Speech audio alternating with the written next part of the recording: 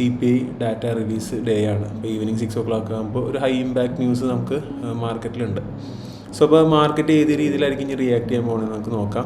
ഇവിടെ നോക്കുകയാണെന്നുണ്ടെങ്കിൽ first of all നോക്കുകയാണെന്നുണ്ടെങ്കിൽ നമുക്ക് ഇന്നലെ തന്നെ ഒരു സെൽ കണ്ടിന്യൂഷൻ താഴത്തേക്ക് കിട്ടിയിട്ടുണ്ടായിരുന്നു.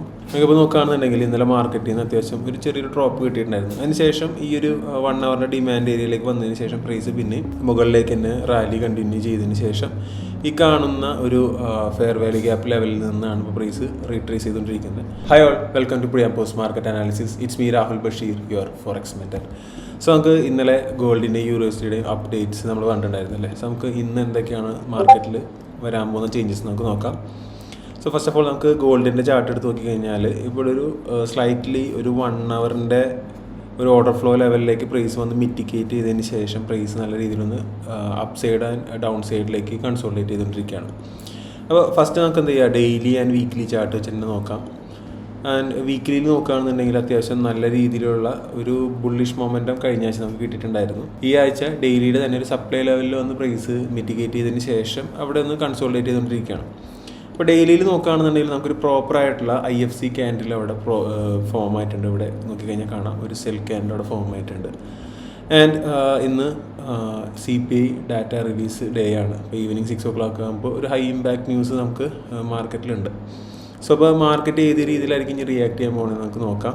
ഇവിടെ നോക്കുകയാണെന്നുണ്ടെങ്കിൽ ഫസ്റ്റ് ഓഫ് ഓൾ നോക്കുകയാണെന്നുണ്ടെങ്കിൽ നമുക്ക് ഇന്നലെ തന്നെ ഒരു സെൽ കണ്ടിന്യൂഷൻ താഴത്തേക്ക് കിട്ടിയിട്ടുണ്ടായിരുന്നു. നമുക്കിപ്പോൾ നോക്കുകയാണെന്നുണ്ടെങ്കിൽ ഇന്നലെ മാർക്കറ്റിൽ നിന്ന് അത്യാവശ്യം ഒരു ചെറിയൊരു ഡ്രോപ്പ് കിട്ടിയിട്ടുണ്ടായിരുന്നു. അതിനുശേഷം ഈ ഒരു 1 hour ഡിമാൻഡ് ഏരിയയിലേക്ക് വന്നതിന് ശേഷം പ്രൈസ് പിന്നെ മുകളിലേക്ക് തന്നെ റാലി കണ്ടിന്യൂ ചെയ്തതിന് ശേഷം ഈ കാണുന്ന ഒരു ഫെയർ വാല്യൂ ഗ്യാപ്പ് ലെവലിൽ നിന്നാണ് ഇപ്പോൾ പ്രൈസ് റീട്രേസ് ചെയ്തുകൊണ്ടിരിക്കുന്നത്.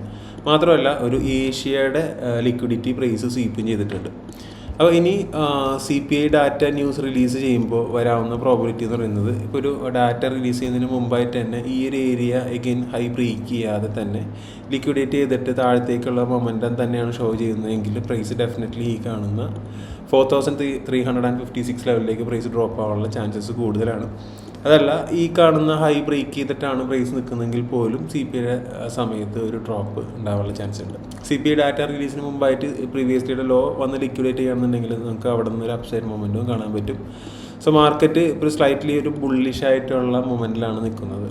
അതുകൊണ്ട് തന്നെ ഒരു സെല്ല് എടുക്കുമ്പോൾ നിയറസ്റ്റ് ആയിട്ടുള്ള ലിക്വിഡിറ്റിയിൽ ക്ലോസ് ചെയ്യുന്നതായിരിക്കും ബെസ്റ്റ്. പ്രീവിയസ് ഡേയുടെ ലോ ക്ലോസ് ചെയ്ത് ഒരു 1 hour ക്യാൻഡിൽ നല്ല സ്ട്രോങ് ആയിട്ടാണ് നിൽക്കുന്നതെങ്കിൽ തീർച്ചയായിട്ടും ഈ കാണുന്ന 300, 4300 അല്ലെങ്കിൽ 4250 എന്ന ലെവലിലേക്കൊക്കെ പ്രൈസ് ഇറങ്ങാനുള്ള ചാൻസസും കൂടുതലാണ്. സോ ആ ഒരു ന്യൂസ് കഴിഞ്ഞതിന് ശേഷം മാത്രം ട്രേഡ് ചെയ്യുന്നതായിരിക്കും ബെറ്റർ. ആൻഡ് ഈ നിൽക്കുന്ന ഏരിയയിൽ നിന്ന് തന്നെ സെല്ല് നോക്കാവുന്നതാണ്. പക്ഷെ നമുക്ക് ഇതൊരു പ്രോപ്പർ ആയിട്ടുള്ള കൺഫർമേഷൻസ് കിട്ടിയിട്ടില്ല.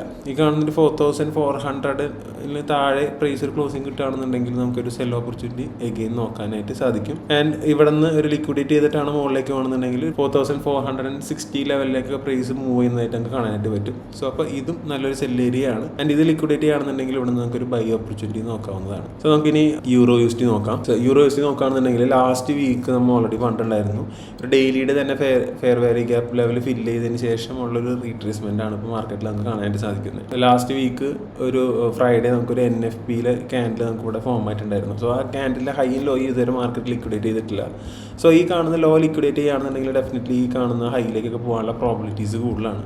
മാത്രമല്ല EURUSD ഒരു ന്യൂസ് ഡേ അല്ലാതെ നോർമൽ മാർക്കറ്റിംഗ് ഹവേഴ്സിൽ നല്ല രീതിയിലുള്ള കൺസോളിഡേഷനാണ് കാണുന്നത്. നിങ്ങൾക്ക് കിട്ടുന്ന ഓപ്പർച്യൂണിറ്റി നിയറസ്റ്റ് ആയിട്ടുള്ള ഏരിയയിൽ വെച്ച് ക്ലോസ് ചെയ്യുന്നതായിരിക്കും ബെറ്റർ. ഒരു CPI ഡാറ്റ പ്രകാരം ഒരു US ഡോളറിന് ഒരു പോസിറ്റീവ് ന്യൂസ് ആണ് വരുന്നതെന്നുണ്ടെങ്കിൽ ഡെഫിനറ്റ്ലി ഗോൾഡും അതുപോലെ തന്നെ EURUSD താഴത്തേക്ക് കുറച്ച് ഡ്രോപ്പ് ആവാനുള്ള ചാൻസസ് ഉണ്ട്. സോ ഈ കാണുന്ന ഒരു 1.15 ലെവലിൻ്റെ താഴേക്കൊക്കെ പ്രൈസ് ഒരു സ്ട്രോങ് ക്ലോസിംഗ് ഉണ്ടെങ്കിൽ ഡെഫിനറ്റ്ലി പ്രൈസ് കുറച്ചും കൂടി ഡീപ്പർ ആയിട്ടുള്ള പുൾ ബാക്കിന് ചാൻസസ് കൂടുതലാണ്. സോ ക്ലോസിംഗ് കിട്ടില്ല എന്നുണ്ടെങ്കിൽ ഡെഫിനറ്റ്ലി പ്രൈസ് 1.162 ലെവൽ വരെ മാർക്കറ്റ് റാലി കണ്ടിന്യൂ ചെയ്യാനുള്ള ചാൻസസും വളരെ കൂടുതലാണ്. സോ ആഫ്റ്റർ ന്യൂസിന് ശേഷം മാത്രം ഒരു ഡയറക്ഷൻ പ്ലാൻ ചെയ്ത് ട്രേഡ് ചെയ്യുന്നതായിരിക്കും ഏറ്റവും best. So that's it my view on gold and EURUSD. നമുക്ക് ഇതിൻ്റെ ഒരു അപ്ഡേറ്റഡ് വീഡിയോ ആയിട്ട് നമുക്ക് നാളെ വീണ്ടും കാണാം. Thank you so much for watching. Have A nice day.